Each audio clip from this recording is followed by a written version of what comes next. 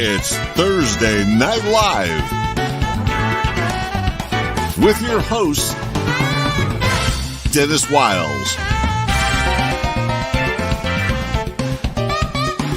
Barry Rock,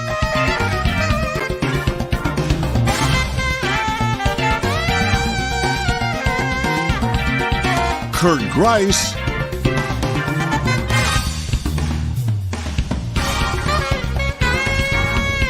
and Katie Hodges.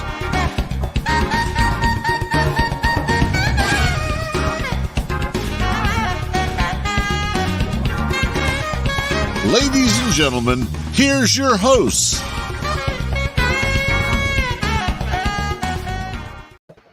Well, good evening, everybody that cared to join back in. And for those intrepid few who have been with us and cared to come again, either shame on you for not finding something better to do, or thank you for believing that there's something worthwhile here. So we just like to drop in. Kurt is in his office at the church where we've spent most of the day. Dr. Wiles is in his study at home. Katie is in her home. I am in my house, sitting in kind of a, I don't know, just a sitting area. And you know, as we drop in, everybody is just busy doing what they do. And so tonight's subject is about God's direction. How do you find God's will? And so everybody, I know that we just dropped in and you weren't quite ready for this. What are you reading tonight? What are the things that are on your desk in front of you right now? Kurt, what do you have in front of you right now?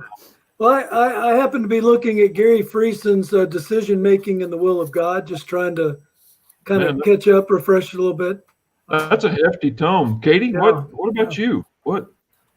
You might show some cards Against Calvinism. there. Yeah, this has a companion, which is for Calvinism. There's both sides. I just happened to pick this one up tonight. Yeah.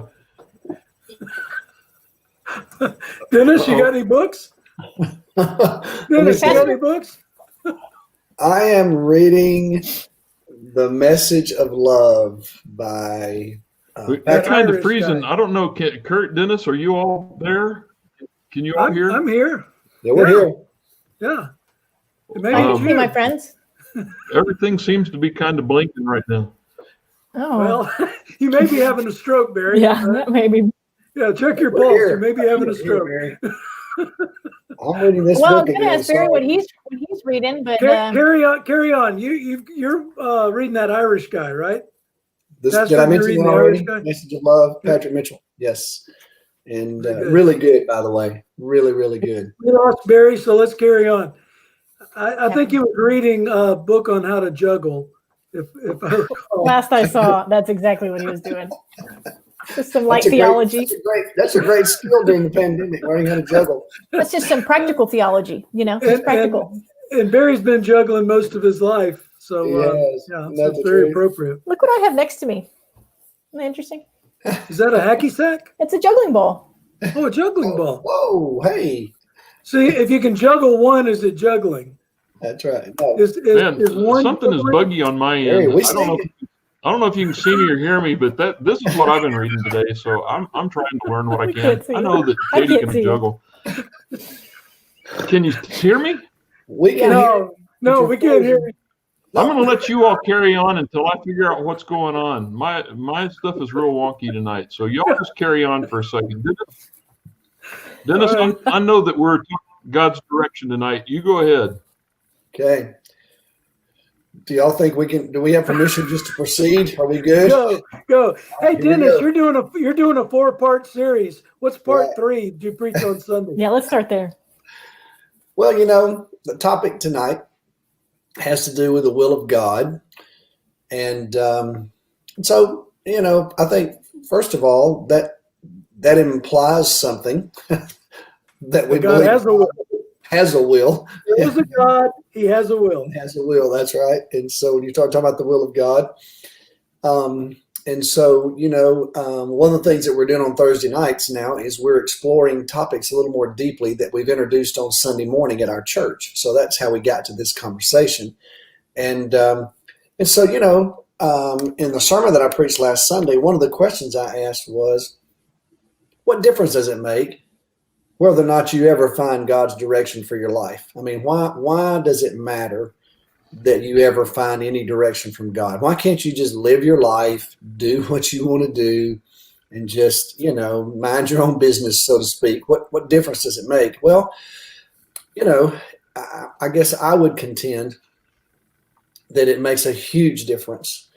There's a massive difference between us choosing to just go our own way, live our own lives, rely on our own devices, just be connected to our own ingenuity, and follow our own impressions, give in to our own proclivities. I mean, if you choose to live your life that way, the challenging side of that is not only are you missing out on what God would have you to do, and missing out on the grand plan that God is involved in redemption and in bringing His creation back to Himself in a restorative process.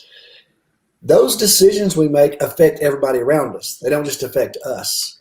When we choose to go our own way, other people get dragged in the wake of going our own way. Mm-hmm. And so that's why I think it's crucial that we somehow connect with the God who created us and designed us to understand more fully His desires for us, because by the same token, when we do that, we also influence others, and they are influenced by the fact that we've decided to make that kind of a decision. So that's why I think one of the most crucial things you can decide is really who's going to be the authority in your life, and how are you going to make these huge decisions? Are you going to rely upon Him and His wisdom and His direction, or even look for it at all? Are you just going to kind of just go with what you have? Man, so many lives have been affected by people who go that route, and it can just be potentially destructive. That's the concerning thing to me. So, kind of starting a little heavy. Sorry, but it is what it is.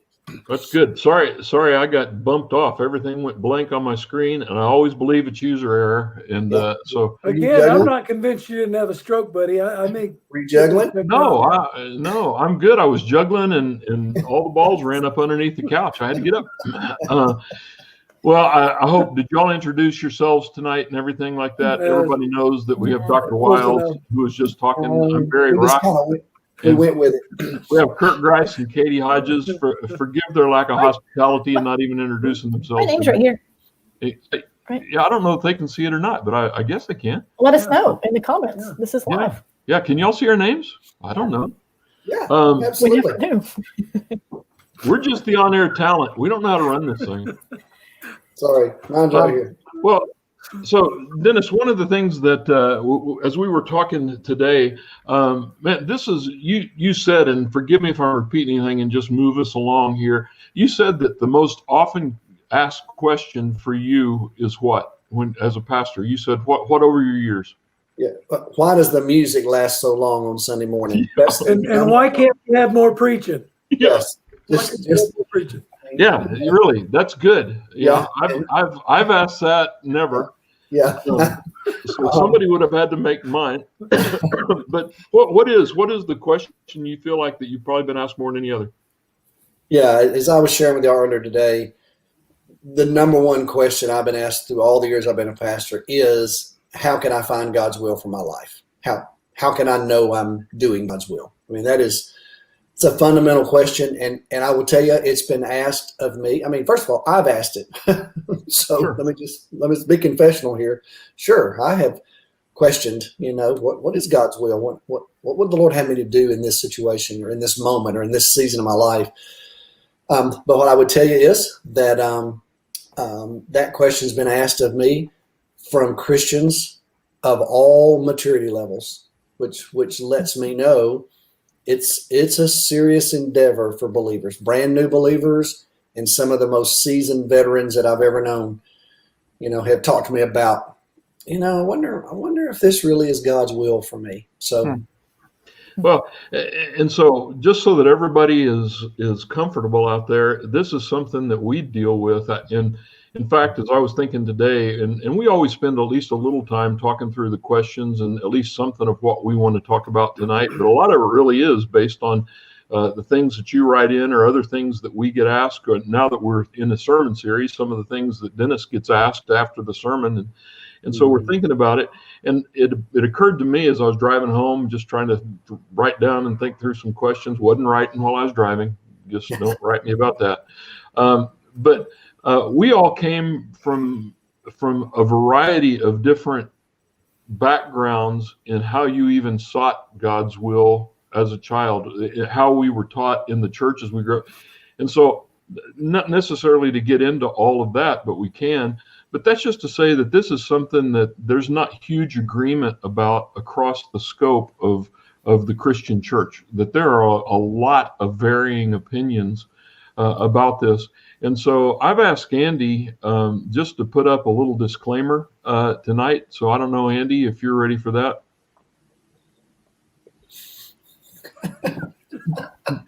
Was that sort of aimed at anyone in particular? No, not Not necessarily, Katie, but, okay.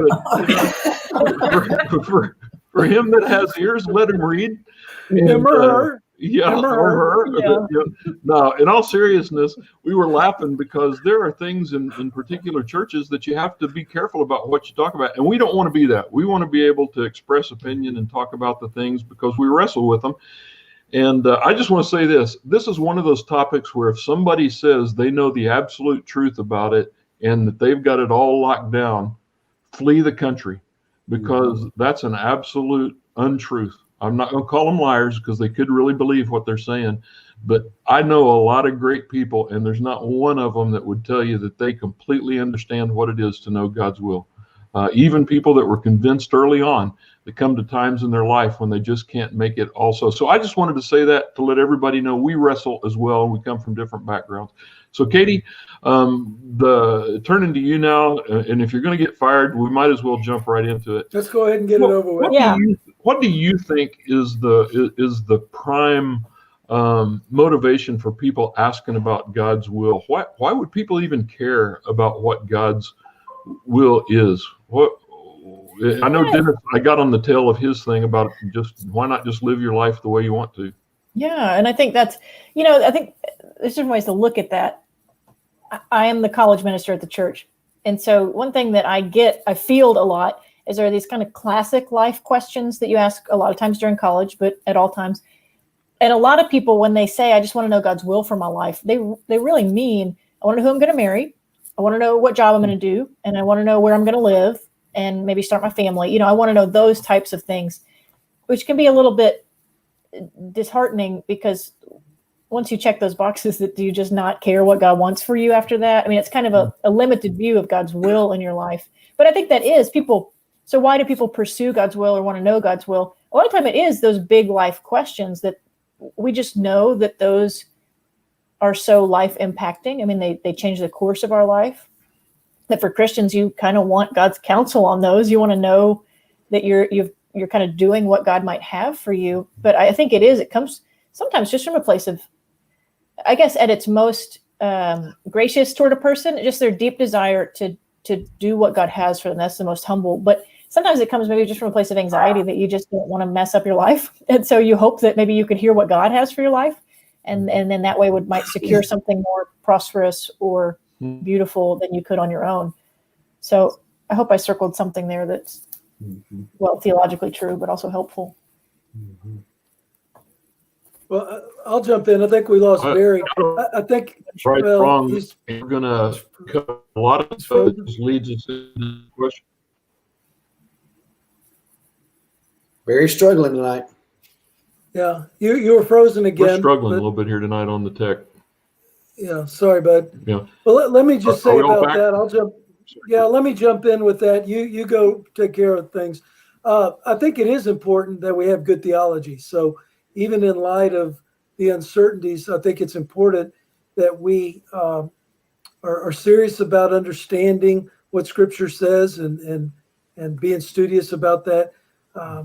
I think good theology is important, but I think there's a sense that we've already alluded to that good theology includes mystery.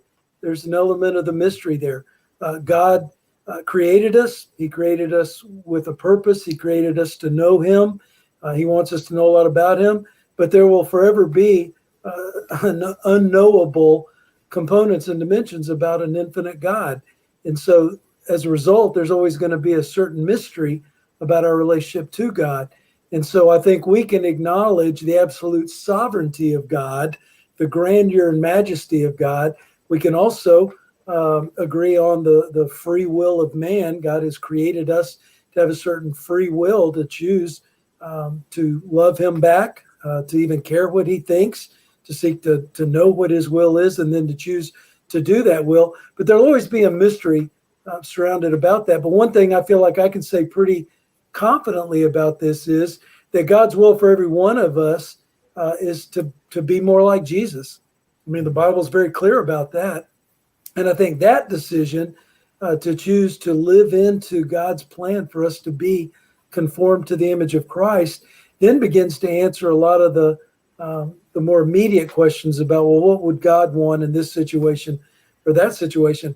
And I believe that more often than not, why we're doing what we're doing is as important, if not more so, than the decision that we make. And so, the Apostle Paul had a lot to say about God's design for our lives. And so in Romans 8, he says that all things work together for good, even the stuff that's really hard and challenging, for those who love him and are called according to his purpose. Then he says in the next verse that ultimately that purpose is to be conformed to the image of Christ. So sort of the default in all of this is, are we seeking to know the Lord Jesus? Are we seeking to be like him, to let his spirit, we'll talk more about the Spirit of God work in our lives next week, but to allow his spirit to have sway and control in our lives? Well, more often than not, we're going to be going in the right direction. And then he says in 4 chapters later in Romans 12, he says that we're supposed to be offering ourselves up as a living sacrifice. And if we do that, then we're going to know God's will, his good, pleasing, and perfect will. We're going to test and approve his will for our life. So it's not like getting answers to a final. It's not like, oh my gosh, what's the answer? It's the $1 million question. No, it's more choosing a course of life that ultimately will help you to know in any given situation what the better option is if it's choosing to follow God's plan for your life. In almost every discussion we've had, there's some kind of elephant in the room. And the elephant in the room of God's will is whether we have that capacity to even have free will. I know Katie held up a book at the beginning, and so the difference between two clear paths in the Christian church is this idea that things are predestined, that God knows ahead of time, and that whatever happens, that he's already, in their big churchy words, preordained, caused, allowed, all of those kinds of things, or that we truly have free will. And there are some that go so far as to say God can even be surprised at the choices we make, or doesn't fully understand the choices we make until we make them. And so there's all kinds of room in there. That's why I said, if somebody's told you they got this stuff all nailed down, I wouldn't buy a car from them. I'll just be real honest with you. But that elephant in the room is this idea of predestination versus free will. So let's just jump right into that. Dennis, do we have free will? Are we free agents in the choices that we make? Well, your opinion. I would say that you're exactly right. There is a theological spectrum. Whenever you start talking about the will of God from a theological perspective, theologians have been debating the will of God for centuries. And so, I don't want to bore everybody with a long lecture on theology about this particular concept. But what I would say is that if you think of a spectrum, there are some people who would say that on the one end, God's sovereignty is actually demonstrated by the fact that he has predetermined everything that's going to happen, and all of that is to the praise of his glory. And then you have others who would migrate a little bit away from that, who could still hold on to God's sovereignty, but will allow there to be some interaction between humanity, these agents that God has created, and he's created them as moral agents, and he has given them a certain level of freedom to engage in a relationship with him and with one another and with his creation. And then you can go way to the other end of the spectrum, to where God is not necessarily omniscient, and he is not all-knowing and certainly not all-powerful per se, because of his own willful choice, not because of any limitations on his part, but because of what he's decided about himself And so it kind of opens up a whole nother conversation about the freedom of humanity to kind of shape the future, so to speak. But I think one of the questions I've seen already on the chat tonight that Cindy has written is, if God has this big will and it's going to be accomplished, then what are human beings doing? How do human beings intersect that? Well, that's in the middle of this very, very question. I think the way I would put it, the way I see it, I'm going to do it, and I'm going to try to explain a theological position in somewhat of a non-theological way, if I can be so bold to do that. I believe in the sovereignty of God. I believe that God is the God of the universe. I believe that God exists both outside of time and inside of time. I believe God himself is the one who even created the concept of time. So God lives and exists in eternity. God just simply is. And so I believe in that truth about God. And I think when God revealed himself to us very early on, relationally, what he told Moses was in Exodus 3, Moses said, okay, I want to obey you. I want to do the things you asked me to do, but you're telling me to go back to Egypt and tell my brothers and sisters there that you've got a message for them. Who do I even tell them sent me? And he said, well, you tell them I am who I am. That very powerful statement from God. It's just a statement of his self-existence, the fact that he just exists. I believe that God exists independently of his creation, and he is completely full within himself of everything that could ever be needed, wanted, desired, or known. So have I established the fact I believe in the sovereignty of God? Okay, Yes, sir. I fully believe in it. However, with that said, I believe God has made some choices. And so when God created humanity, it's my conviction that God created human beings as free moral agents. And I believe that freedom and responsibility still exists in our fallen state. And so even though human beings have fallen and are sinful, I still believe every human being is a free moral agent who has the freedom and the responsibility to determine their own destiny when it comes to their relationship with God and even their eternity. So with that said, I also believe that God has a grand will for this universe and for his creation. And that if you look at it big picture, he is orchestrating, guiding, shepherding all of his creation toward the accomplishment of that grand will. He's chosen to engage in a personal relationship with human beings that allows us to play a role in that. So a couple of quick examples. God, in that Exodus story, God told Moses, go back and you tell these Israelites, I'm going to set you free, and I'm going to take you to the land that I promised Abraham. Okay? Well, that's what God said, and that's what God intended to do. Now, it was going to be up to Israel whether or not they were going to do that or not. Are you going to participate in this or not? And how's it going to play out? And so when God intervenes and rescues them from Egypt, well, guess what happened to that particular generation, adult population of Israelites? They didn't cooperate with God. They rebelled against God. So they did get delivered from Egypt, but they didn't make it to the promised land. God gave them the opportunity, but that's not what happened. And so there's that mysterious intersection between God's grand plan and human beings' ability to intersect it. I had one theologian put it like this one time. Here's what I mean by the non-theological example. One theologian said, it's almost like a game of chess. God's going to win, but he's allowing you to make your moves, and he will move accordingly as you move. But at the end of the day, God's going to win the chess game. You're not going to checkmate. He's going to end up with checkmate. But you still have the freedom to move in it. Or one theologian said, this whole thing is like we're all on this huge ship, and we can choose to believe we're on the ship. We can choose to participate in this ship going in the direction it's going. We can choose to be a part of the operations of the ship, or we can rebel against it. We can act like it doesn't even exist. We can even claim there is no ship and there's certainly no captain.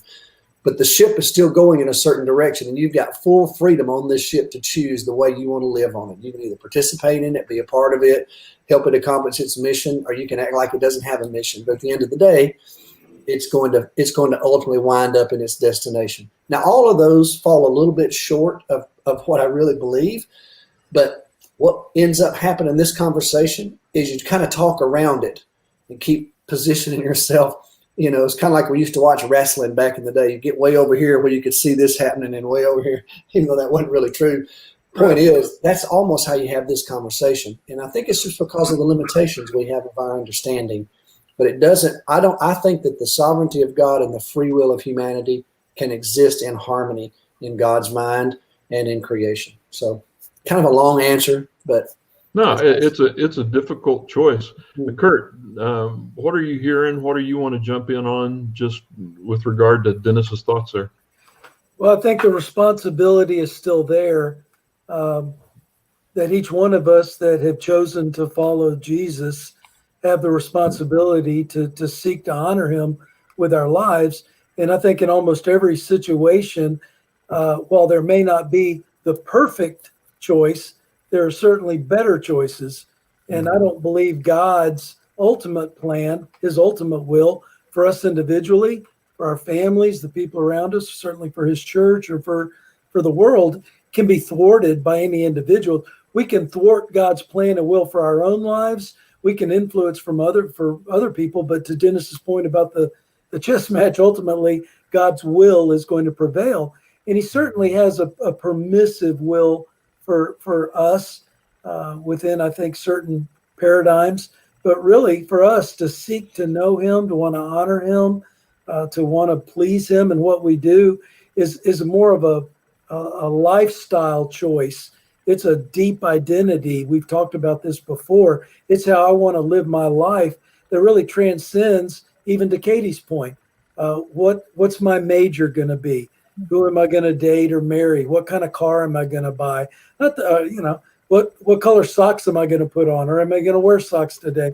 Well, God may or may not care about any one of those things, but I think he's more interested in, are we even concerned about what he thinks or what he wants? Do we want to please him and honor him? And if we do, I believe more often than not, we're going to find ourselves in God's will and doing the things that he would want us to do.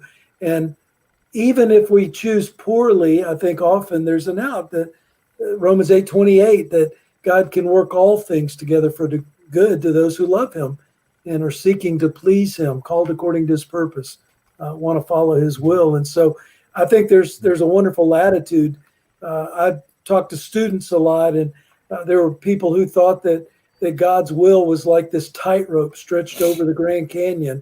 And boy, you had to stay on that little tightrope, and woe unto you if you slipped off and fell. Well, I've come to believe God's will is often more like the canyon itself than that tightrope across the canyon. That God is sovereign, he's majestic, he's gracious and loving, and is often able to compensate for our lack of understanding, perhaps our poor choices, even our sinfulness. And so I find a lot of comfort in knowing that if I'm just seeking to honor God and live according to his plan, then more often than not, I'm going to find myself in his plan, following his will. I'm glad you said that about the tightrope over the Grand Canyon. I grew up in a church, great church. I wouldn't be where I was without the support and the love of those leaders. But, I found insufficient the teaching, and I've facetiously and maybe wrongly called it the golden thread theology, where your job was to kind of find God's golden thread and follow it throughout your life. And boy, if you ever lost hold of that thread and you didn't make the right decision, or you broke it, or you just never were going to be all that God intended you to be, and so I think there's a certain kind of paralysis that comes with that kind of theology, where you can wonder so much whether God wants you to put on the Nikes or the Reeboks when, I'm going to be honest enough to say, I don't think God cares. Yeah, doesn't matter.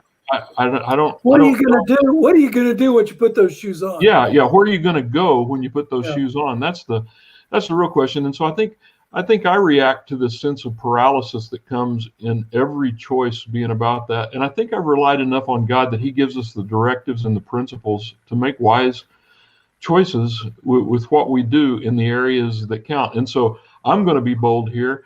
I have worked a ton, as some of you know, with young guys, and one of the things that they always want to know is, who am I going to marry? What am I going to do? Those same things that Katie was talking about. One of their questions is always about job and money. Am I going to have a good job? Should I do it? My honest answer to that is I don't know that God really cares. Pick one of those things and be the best at it and do what God wants you to do wherever you land. And I don't know if that's an especially theological answer. All of us have been gifted in certain ways, so use Sure. your gifts to glorify God. Yeah. Use your money wisely. Be a good steward over your resources. But it's that last point. But it's that last point you made about glorifying God. Wherever you find yourself, the real will of God is for you to glorify Him, and to spread His name and to make Him famous. And so, I don't know. We all have disagreements or different thoughts about that, and I certainly wouldn't contest with somebody who said, "Oh no, man, I'm doing exactly what God asked me to do," because I believe that about my own life. I believe that I am doing what God intended me to do. But I think my point is, you're not less than if you drop that thread. If you feel like that you've landed in some place, God is more interested in what you're going to become and how you're going to praise Him than trying to recollect a life of choices and decisions or lamenting. That's my full sermon tonight. I don't talk like that very often, but Katie, I'm very interested in your opinion of truly this idea of what decisions make a difference in our lives. You again deal a lot with college students, so when you're talking to them, not every decision is an equal thing. So how do you counsel them to find God's will? What do you say to them when they're really asking the hard questions, the life-changing questions? Yeah, I was just Googling. I can't remember if it's Dallas Willard or Richard Foster. They're both big spiritual formation guys, but they have a quote. One of them has a quote that says, God cares more about who you become than what you do.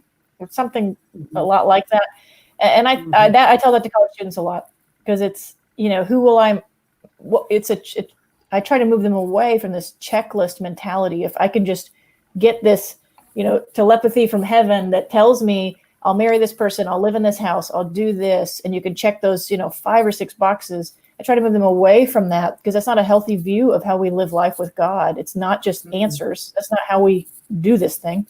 It's about who we're becoming as people, and our character and our Christ-likeness and our formation, is that we wake up each day looking more like Jesus. And that is a very different way to approach the will of God than, well, if I could just get these few things answered, I could, quote unquote, move on. There's no moving on. I mean, our life is about building this person that's shaped more in the likeness of Christ. And so I put that quote in front of them a lot, and I mean it. And I do believe it, that God cares more about who we become as spiritual people and who we're becoming as Christ followers than what you do, quote unquote, than what you go and clock in and clock out on. I do think God cares about that. I think God cares about small things, what may seem insignificant.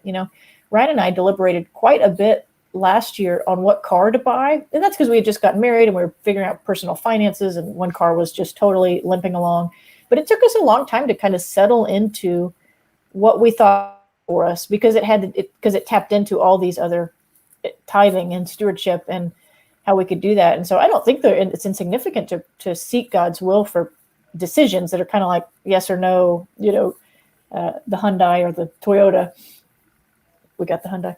But I think He cares more, like in that example, and I don't mean to make us the heroes. I think it was more about how are we going to honor God with all of our finances. That's what the car was about. It wasn't, God, do you want me to drive a Pilot or a 4Runner? You know what I mean? It was, how do you want me to do with the finances we have, and can you guide us in a way that helps us along that path? I mean, that's a different question than, can I drive the cool car? God, is it me? So. With college students, I like to say, always, I'm just trying to get them to look more like Jesus and become more like Jesus and give their life more to Jesus. It's seeking first the kingdom, which is what Jesus talks about. And then the promise is that the more we seek the kingdom of God, all these other things will be added to us. And so I think, there's a lot of things we know are the will of God, like the Bible teaches us the way to live in a lot of ways. When you get to those more nuanced crossroads, I think there are ways. I've already talked a lot, but there are ways that God speaks to us through community, through His Spirit, through Scripture, through circumstances, and then we can talk more about those. But I think we can get a really long way, like 90% maybe, on just honoring God with the things we know we ought to be doing. Great answer. I Go think ahead, that Ben. you said, Katie, about the way you and Ryan went through that decision about buying a car. You illustrate something that I think is a distinctive feature of Christianity, because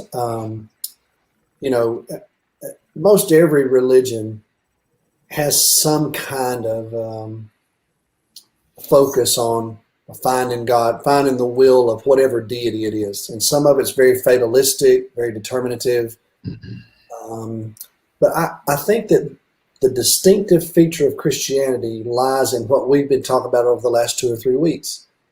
We believe God has created us in his image, and that God desires to have a relationship with us fundamentally.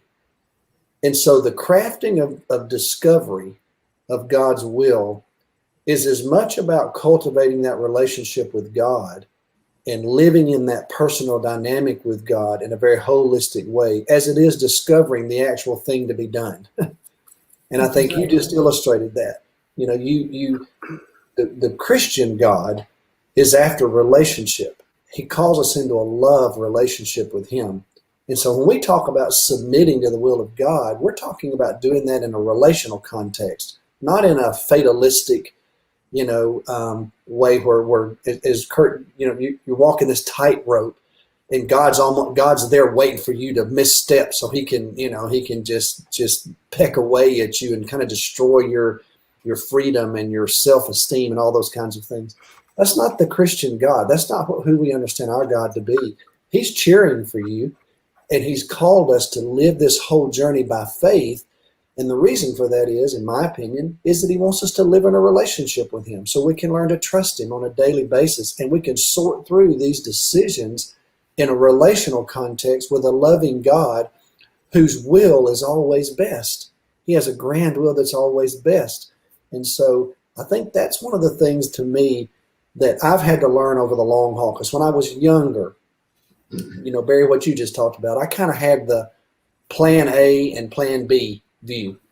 And man, when I was in that college experience, Katie and Kurt as a youth, man, I want to get plan A because I don't want plan B. And I'm going to miss plan A. And if I miss plan A, well, I missed out. Man, now I'm living this kind of this secondhand life now. I'm not, well,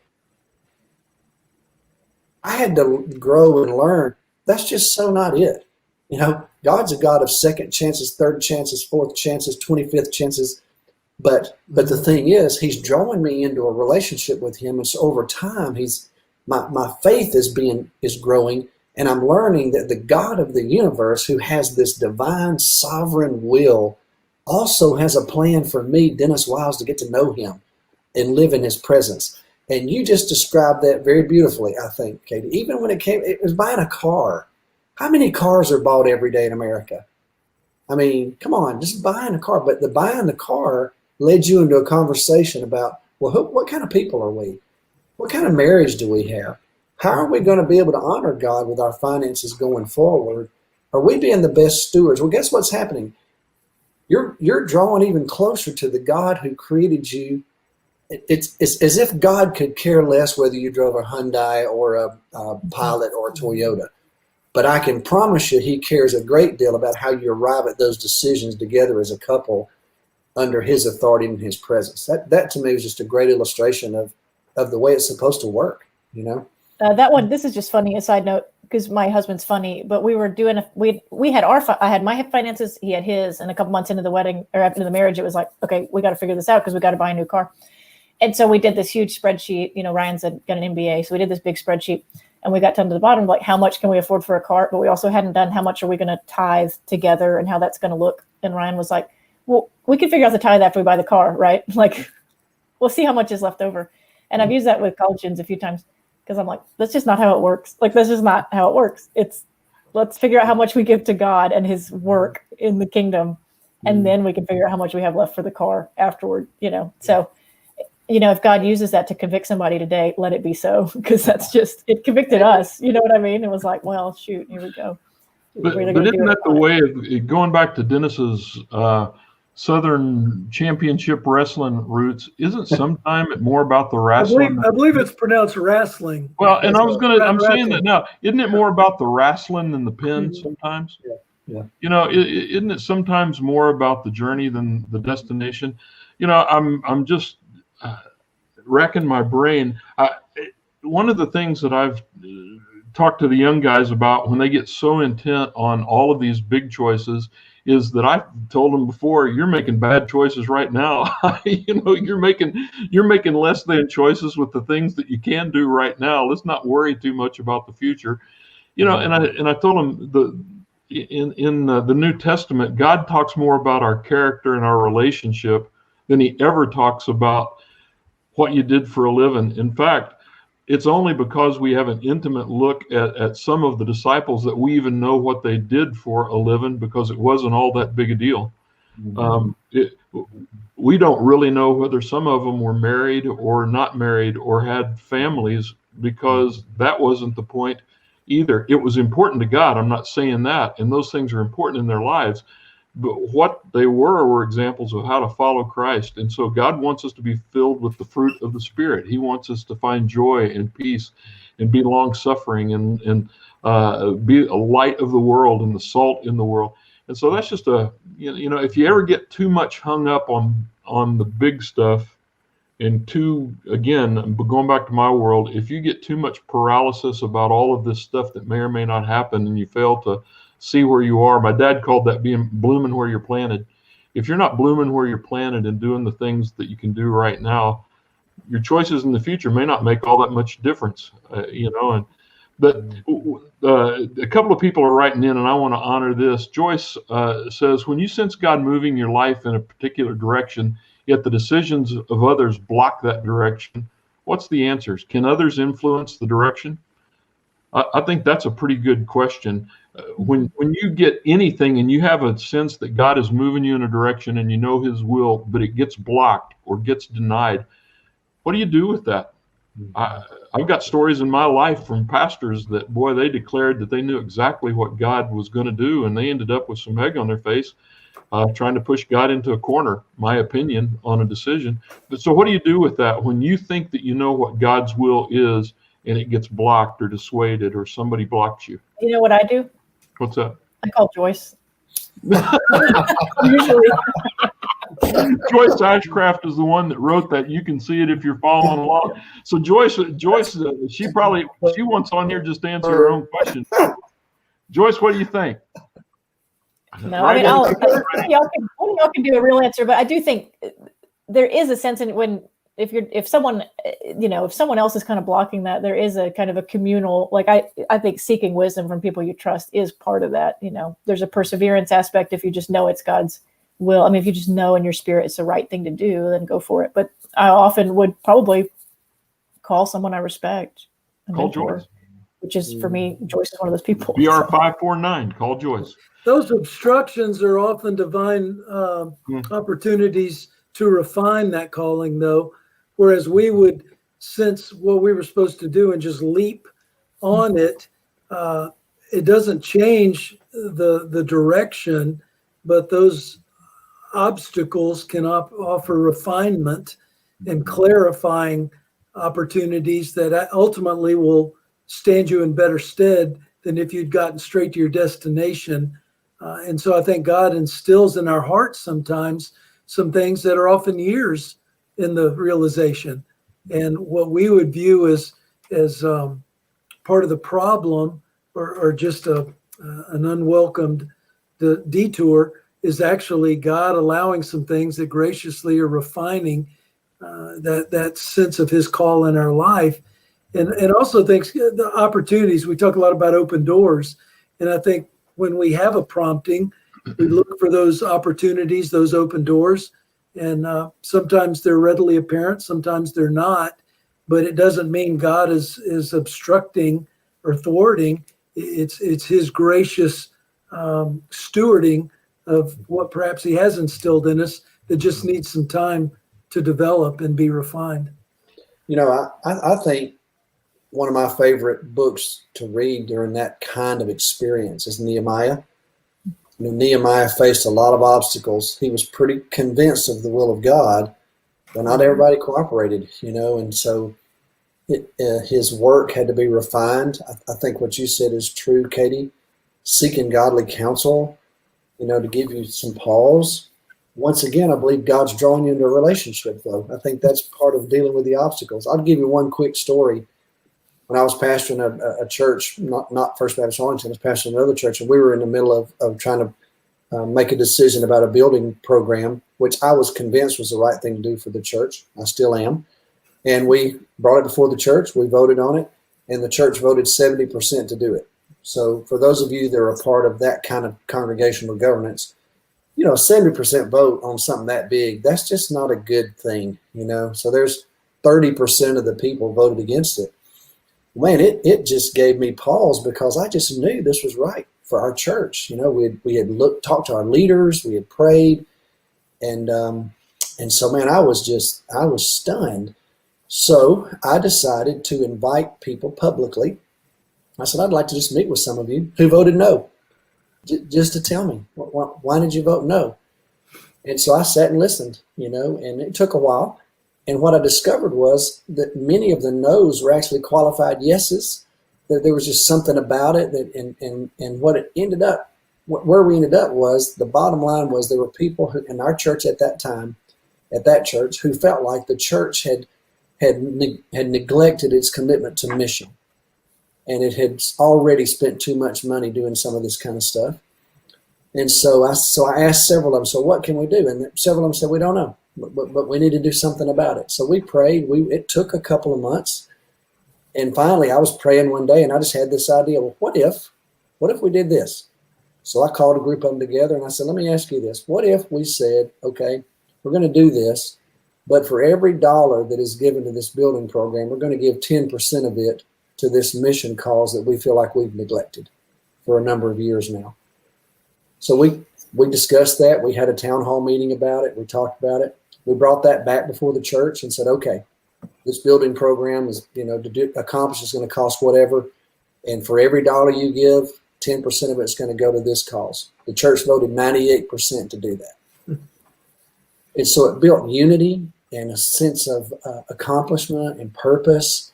But at first I was really defeated by it, because I was like, man, how could I have missed this so bad? And how could they get in the way of what I know is right? And what happened was that it drew me closer to God and helped me to realize that there was more going on than I ever realized. And so I think sometimes when those obstacles in our path, they may not necessarily have been put there by God, but I'm convinced they can be used by God, so it's awesome. Just a lot of mystery. So, one of the things that I think is a lesson for me, and I don't even know that I would say it's a lesson for anybody else, and you guys can disagree with me, is sometimes we get so wrapped up in discerning God's will that we put more faith in our ability to discern than in God's ability to direct and lead.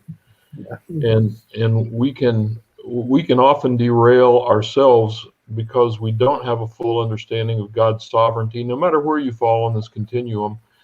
But God is sovereign and God's will is going to be done. So part of the deal is be a part of that. Do everything in your power to be a part of God's light and life wherever you are. Man, you guys are the very best. I mean that. Tonight has been kind of a mind-shattering thing, and I've gone through kind of a journey in my life of this particular subject because we've all been there. And I can promise you this, if you are a Christ follower or if you are not, one of the things that it says is there are no atheists on the battlefield is one of the quotes. And as you're in the midst of discerning life's big decisions, when you come up against things that are too grand for you or too big for you, or that you just can't find your way, God is not surprised. I think that's a word.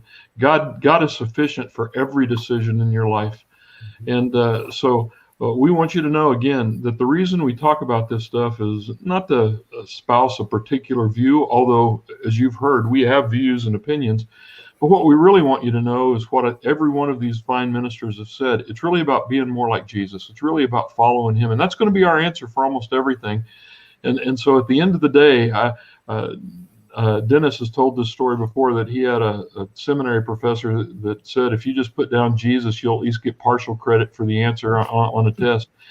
Because he is the answer for every question. And if you want to know how to follow God and to find his will, here's something that I can categorically say. His first desire is to have a relationship with you through Jesus Christ. He wants that more than anything else. And so start there. Start by just asking God to enter your life. Ask God to fill you with his spirit and his knowledge, because I think you're going to find there that the very first step he wants you to take is to know him through his son, Jesus Christ. And many things will open up from there. Well, final words tonight. You all know that listen to us week by week, that we wrestle with all of these things. You can email us at this address, and we've been getting more of those. Please don't hesitate.